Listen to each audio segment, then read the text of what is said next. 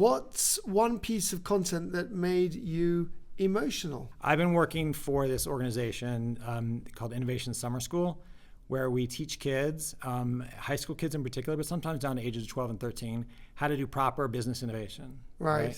And what's really cool about the program that we launched in Lisbon was we brought in kids from totally different backgrounds, like kind of kids who wouldn't really interact, right? Different socioeconomic backgrounds, some of them from international, some of them from local. And ultimately what they actually have to do at the end of the 2-week period is produce a piece of content. So they start off, they learn some tools and techniques about how to do innovation, and then they go and they apply them, right, to a particular problem that's been given to them, either a social impact problem or sort of a corporate problem, right? Like, I don't know, like health and wellness from a supermarket chain or something like that, right? And then at the end of the 2 weeks, they actually have to produce an entire presentation that they then give back and they present to these executives, right? And you're watching these kids sort of go through the process.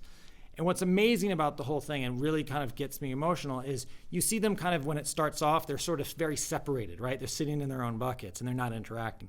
And then slowly over the course of the week, they really kind of come together, right? It's kind of, I mean, if you use a really old reference like the Breakfast Club, you know, where they're very separate, and then by the end, it's kind of a cohesive unit. Yeah. And they're really sort of like they understand each other. It's just such a beautiful thing to watch that sort of those bonds connect. And then at the end, you have these kids who stand up and they give this full presentation to these executives, and the confidence that they get out of it. I mean, there's just no way to see that and not be kind of emotionally struck by it.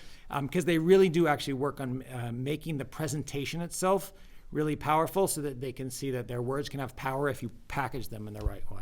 That's a great answer.